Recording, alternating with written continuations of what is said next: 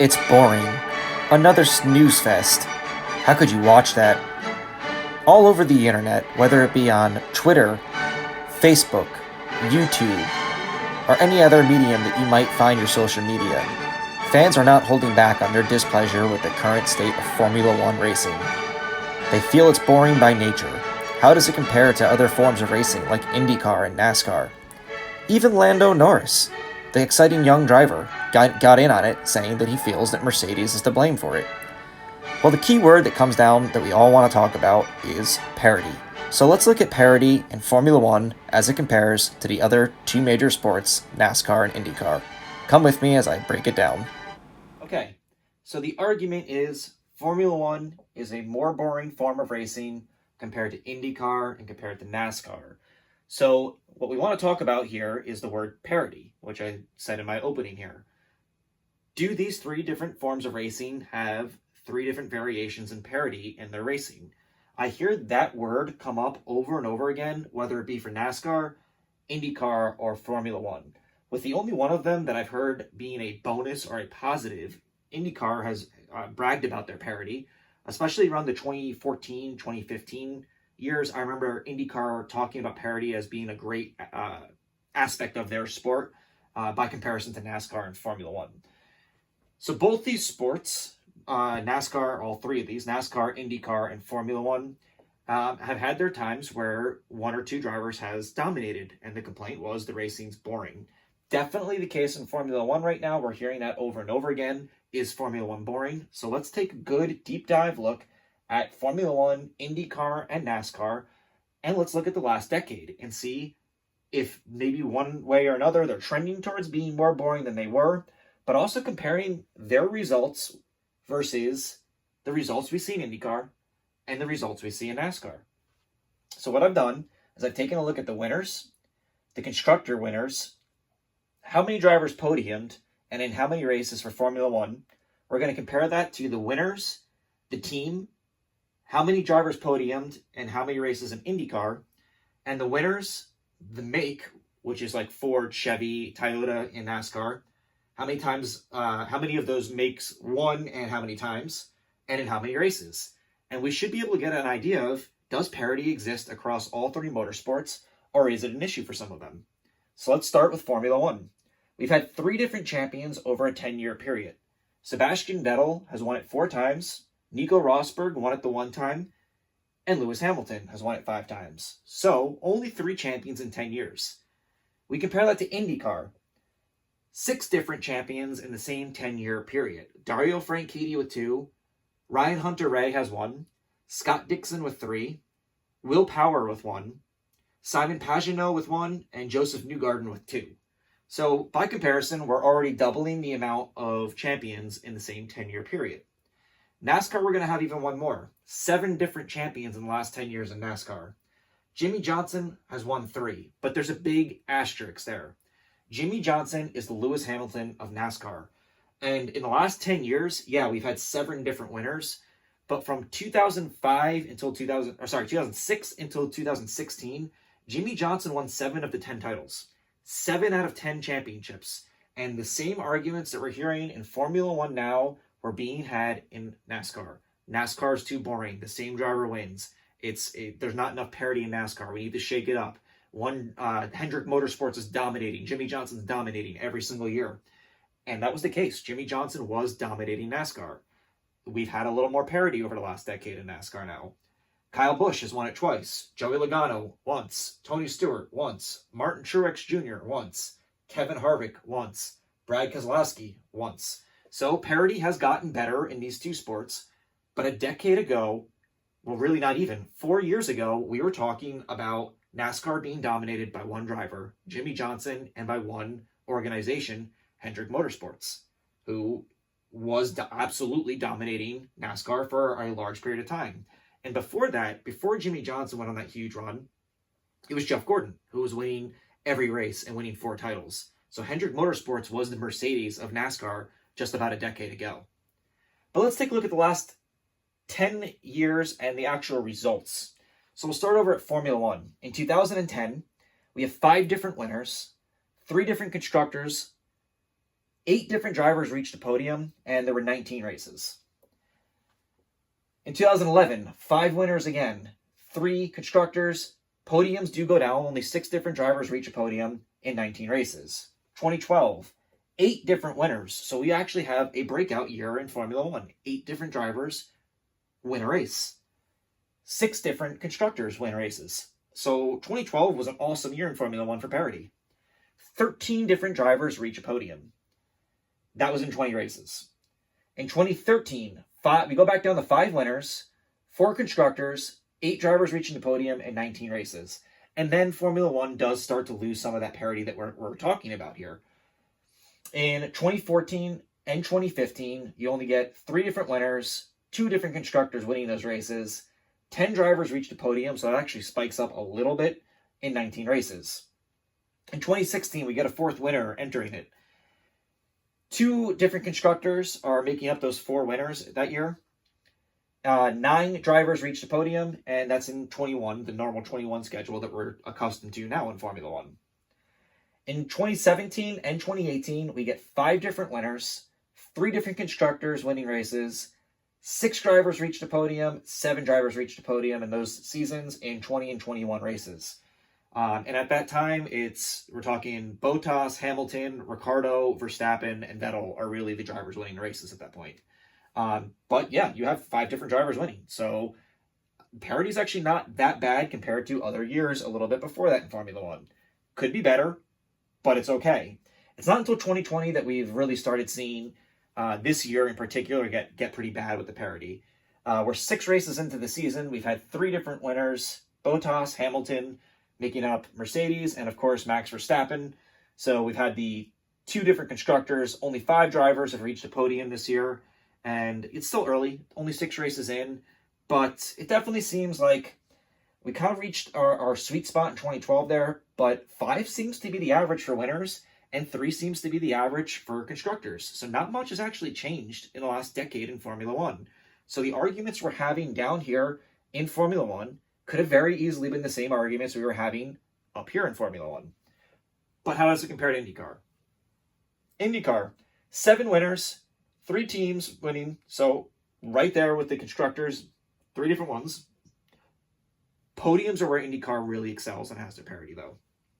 And I'm not going to go through it year by year like I just did with Formula One. I'm going to kind of speed it up a little bit.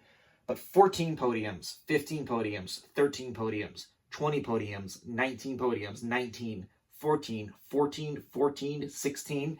And in just 7 races in 2020, IndyCars had 10 different drivers podium. There's no doubt about it that when it comes to podiums in IndyCar, it is a much, much more diverse racing form with parity than Formula One. We also have 8 different winners, 10, 10, 9, 8, 10, 8, 7. The only time we get in the Formula One numbers in IndyCar is this season when we've only run 7 races with 5. So there's no doubt about it. IndyCar's parity that they've bragged about, especially in these couple of years, where the commercials here in the United States were that this sport had the best parity of any of the motorsports. And they're not wrong at this point. They have a lot of different drivers winning, a lot of different teams, 7 different teams at one point winning for 3 straight years. That's awesome. And numbers that even NASCAR can't boast when it comes to different teams and different organizations getting wins. And they do that in 17 races in 2010. I have an asterisk here for 2011. They did not complete the 17th race in 2011 because Dan Weldon lost his life at Las Vegas Motor Speedway during that race, and they abandoned the rest of that race. So they try to figure out the schedule after that. That's why they drop down to 15 races. But then they get up to kind of a normal schedule of 19, 18, 16, 16, 17, 17, and 17. So in around the same number of races, maybe a few less, we're seeing more winners and more parity in IndyCar. Let's take a look at NASCAR now. So NASCAR in 2010 has 13 different winners, 4 different makes in the sport at that time, and all 4 of them win. That's one area where NASCAR does differ itself from Formula One. All 4 manufacturers that compete in NASCAR at the time, it was Chevy, Dodge, Toyota, and Ford. They were all winning. However, there was one make that was dominating NASCAR, and that was Chevy. Chevy won 15 of the 36 races that year. 18 different winners in NASCAR, and In my memory, I've been watching NASCAR since about 1992. I believe this is the most amount of winners in a single season that I can remember. It was a crazy year in NASCAR in 2011. All four makes get wins. Chevy blows them out of the water, though, with 18 of those wins out of 36. 15 winners in 2012, 17, another huge year in NASCAR. And we also dropped down to 3 makes here. So Dodge leaves the sport. And you kind of see why. Chevy's been dominating here.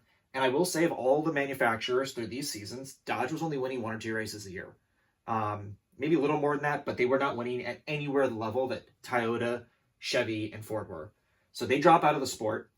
Chevy continues their domination for a few more years. We get 14 winners, 12 winners, and this season, which is the 2015 season, if I recall, things make a shift here in NASCAR. All three manufacturers win again. Chevy wins 15, but Toyota catches up, and they win 14 that year. And that's where this change of power happens in NASCAR. The next year, we get 13 different winners, and Toyota wins 16 of the races. The year after that, 15 different winners, Toyota wins 16 again. And then in 2018, we get 12 different winners, and for the first time, while all three manufacturers continue to win, Ford wins 19 of the 36 races, and Chevy only wins 4. So just like we can see a team like Williams in Formula One, that a decade earlier to 2 decades earlier was a dominant team in the sport, Chevrolet in a span of 10 years has gone from being the power in NASCAR to really struggling right now. A year later, Toyota bounces back. They win the championship, and they win 19 of the 36 races. And this year, after 11 races, Ford has won 14 of them already. Sorry, not after 11. After 25 races, Ford has won 14 of them in 11 different winners. And again, 2 of the last 3 years, Chevy's only won 4 races. Now, it's a big deal that all of the manufacturers are getting wins in NASCAR, which is fantastic. But Chevy's really struggling here. And when we go to the top of this board, they were dominant. And there is some arguments in NASCAR now about parity being an issue again, with Ford and Toyota being so dominant, and Chevy kind of, some major organizations like Hendrick Motorsports, Richard Childress Racing, who does have a win this year, they're struggling to keep up with the Joe Gibbs Racings and some of those other ones out there. I also have 2 asterisks here. This season in NASCAR, a lot of the same complaints that we're hearing in Formula One are happening. It seems like every week, either Denny Hamlin or Kevin Harvick are winning the race. Hamlin has won 6 times. Kevin Harvick has won 7 times. Last weekend, they had a doubleheader on a Saturday and a Sunday, 2 races at Dover International Speedway in Dover, Delaware. Hamlin won on Saturday, Harvick won on Sunday, and the internet has melted down because of it. NASCAR's boring, NASCAR's no parity, NASCAR's awful, Hamlin and Harvick win every single race. But they don't. And that's what's so interesting about this. They have won 13 out of 25 races this year. So even when we're talking about NASCAR being boring and NASCAR's ruined this year because the same 2 drivers seem to be winning it, there's still more parity than what's going on in Formula One right now. So when we take a look at this board, there is no doubt that there is a bit of a parity issue in Formula One. I do think, as an American NASCAR, IndyCar, and Formula One fan, what's missed there is the midfield of Formula One, to me, is more interesting than the midfield of IndyCar and NASCAR. And it's not really close. NASCAR seems to have a very similar running order every single week. You know which drivers are going to be up front. And the midfield only matters for that cutoff point, that 16th place cutoff point to get into playoffs, because NASCAR is a playoff system. The last 10 races of the year is a postseason. It's kind of interesting, but it's also not. We've had years where 18, 17 drivers win. And so a win, those years are interesting because not everyone who wins gets into the playoffs, but every other year, a win guarantees a playoff spot because 16 guys make the playoffs. So it's not really that interesting, that final cutoff spot, at all. Whereas the midfield in Formula One, with only 10 of 20 cars getting points every single week, that battle between Renault, McLaren for me, Racing Point, who was a little bit up there this year, that midfield, that's why I watch Formula One every single week. I think the midfield and the strategies going on there, that's why you watch racing in Formula One. But when you talk about winners and drivers getting podiums and constructors, Formula One does absolutely have a parity problem right now. And yeah, if you're looking to watch diversity and having different winners and every driver maybe having a chance of winning, Formula One is boring compared to IndyCar and NASCAR. It does depend what your tastes are. Like I said, the midfield at Formula One is more interesting than the midfield at IndyCar and NASCAR. There's no doubt about it. The strategies in Formula One and the technology that goes into Formula One, that's what draws me here. That's why I'm a Formula One fan. That's what I love about it. But when we look at the top, the podiums, the constructors, and the winners, Formula One has an issue. And they're going to address that issue in 2 years. We're going to see different cars. We're seeing basically essentially a salary cap being implemented on what you can spend in Formula One. And we're going to see if that creates the parity that we so desire in Formula One racing. These other forms of racing are definitely a little bit more exciting on any given year. You're going to see almost double digits in winners every year in IndyCar, and you do every year in NASCAR. There will be at least 10 different winners. NASCAR races a lot more races, so that's going to increase the chances of that happening. But that said, I think when you have 17, 15, and 18 different winners in the season, it's great. I think for Formula One, if you could just get it up to even 6 to 7 different winners a year, the fans would be a lot happier. You can't fault Mercedes for how good that they've been. I mean, they're playing to the best of their ability, and you don't hate the player, you hate the game. But I think all of us in Formula One want to see the game get a little bit more level so that we can bump up some of these numbers to maybe closer to IndyCar numbers, because I think that would be fantastic for Formula One. Because I do think the Formula One cars and Formula One racing is the most interesting form of these three when it's at its best. But when you look at these last 10 years, I'm not sure we can say it's been at its best. Anyway, hope you enjoyed the video. Hope you enjoyed looking at the last 10 years of these three different forms of racing. Let me know what you think in the comments. Do you think Formula One is better? Do you think it's more boring than IndyCar and NASCAR? Do you have any suggestions of what Formula One could do in addition to what they're already trying to do in the next couple of years? And as always, if you come across my video and you like the content, please hit like and subscribe. And thank you so much for watching. I'll see you in the next video.